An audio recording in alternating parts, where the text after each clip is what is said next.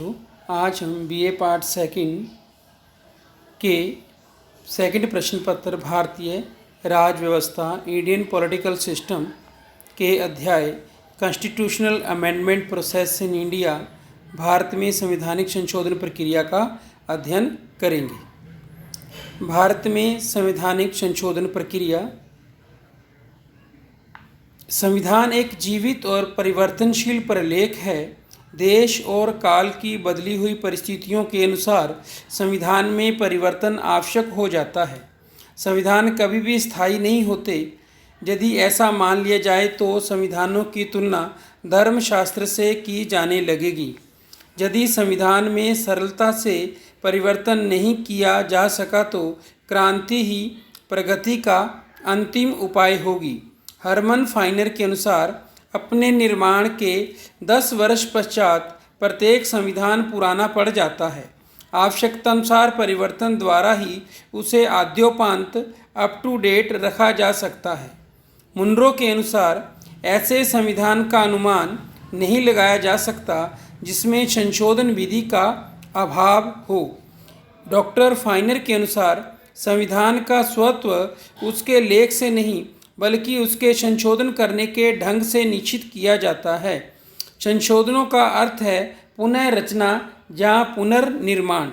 Doctor Subhash Kashyap के अनुसार किसी संविधान की महानता इसी में है कि वह नष्ट हुए बिना बदलती हुई सामाजिक मान्यताओं के अनुरूप ढल सके। इसके लिए आवश्यक है कि संविधान में आंतरिक दृढ़ता के साथ एक लोच या लचीलापन हो। इसके बाद हम देखेंगे कि संविधान संशोधन की आवश्यकता के क्या कारण हैं। संविधान लक्ष्य प्राप्ति का साधन मात्र है, स्वयमेव एक लक्ष्य नहीं। शांतिपूर्ण एवं संवैधानिक उपायों से सामाजिक और आर्थिक न्याय की उपलब्धि के लिए संवैधानिक संशोधनों द्वारा परंपरावादी मान्यताएं बदली जानी होंगी। संविधान के आदर्शों एवं ध्येयों को पूरा करने के लिए संविधान के उन प्रबंधों को संशोधित करना आवश्यक है जो उनसे मेल नहीं खाते हैं। संविधान में यथोचित संशोधनों द्वारा कोई नई बात उसमें जोड़ी जा सकती है। संविधान को जन इच्छाओं को प्रतिबिंबित करना चाहिए। यदि वर्तमान संविधान आज की आवश्यकताओं की पूर्ति नहीं करता तो उसमें परिवर्तन आवश्यक है। संशोधन प्रक्रिया।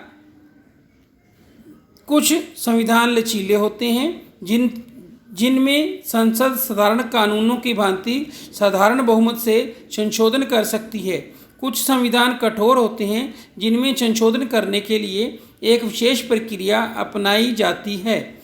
भारतीय संविधान न तो ब्रिटिश संविधान की जैसा लचीला है और न ही अमेरिकी संविधान जितना कठोर।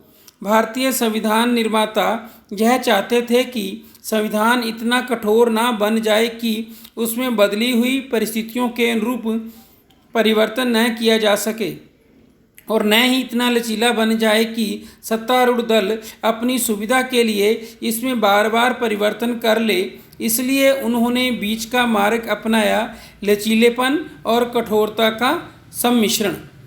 संशोधन प्रक्रिया।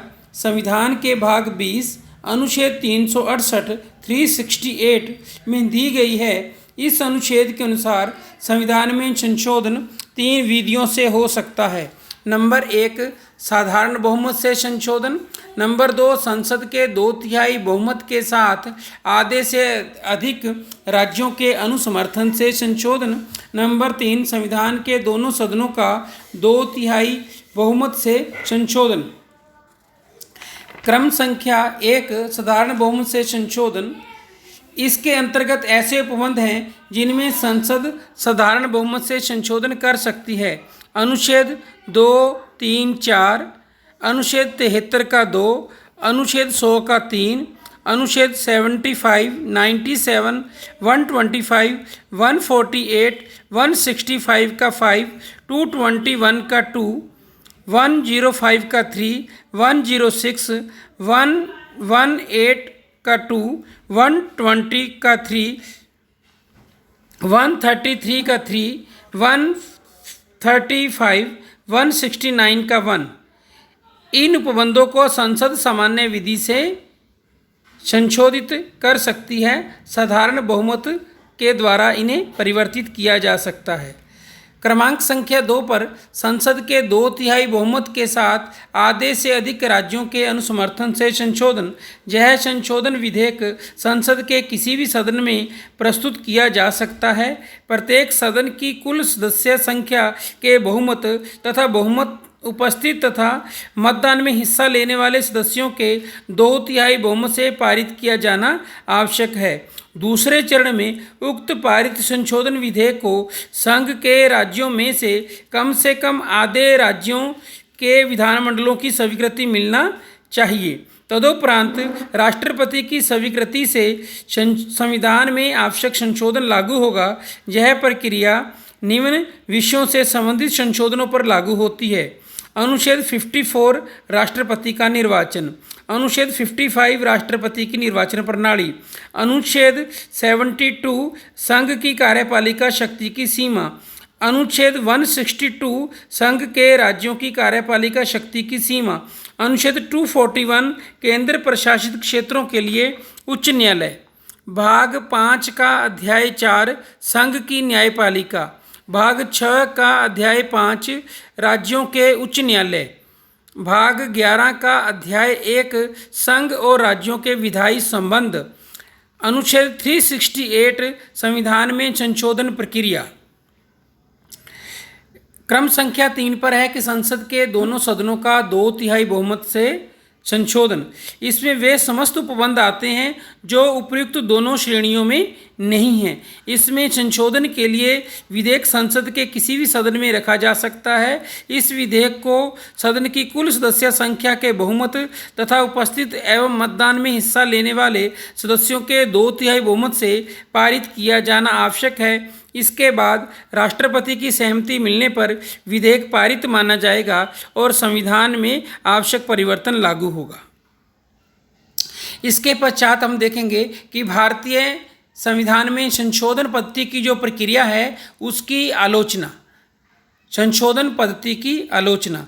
भारतीय संविधान में संशोधन पद्धति आदर्श पद्धति मानी जाती है, लेकिन इस संशोधन पद्धति में भी कुछ अस्पष्टताएं एवं त्रुटियां हैं। जैसे राज्य विधानमंडलों की पुष्टि के लिए समय सीमा निर्धारित नहीं। संविधान के 24वें संशोधन के द्वारा कुछ अस्पष्टताएं दूर कर दी गई हैं, लेकिन अब भी कुछ त्रुटियां हैं। जैसे राज्य विधानमंडल कितने समय के अंदर विधेयक को स्वीकार करेगा, इसकी कोई निर्धारित समय सीमा नहीं है। नंबर 2, दोनों सदनों के मतभेदों को दूर करने की व्यवस्था नहीं।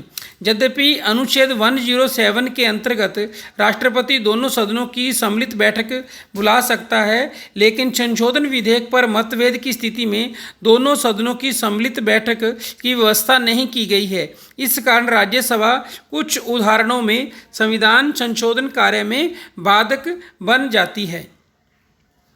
संविधान में संशोधन हेतु राज्य विधानमंडलों के पास पहल की शक्ति नहीं। संघात्मक शासन व्यवस्था वाले देशों में राज्य विधानमंडलों को भी संविधान के संशोधन में पहल करने का अधिकार होता है, लेकिन भारतीय संविधान द्वारा राज्य विधानमंडलों को ऐसा अधिकार नहीं दे है। नंबर 4, संविधान संशोधन विधेयकों पर जनमत संग्रह की व्यवस्था का अभाव। सामान्यतः लोकतांत्रिक देशों में यह व्यवस्था पाई जाती है ताकि संसद मनमाना आचरण न कर सके तथा संशोधन के प्रसंग में अंतिम शक्ति जनता के हाथ में रहे। भारत में ऐसा नहीं है। लोकसभा द्वारा पारित 44वें संविधान संशोधन में संविधान के मूल ढांचे basic structure of the constitution के संबंध में लोक निर्णय की व्यवस्था का प्रस्ताव था, लेकिन राज्यसभा ने इसे अस्वीकार कर दिया।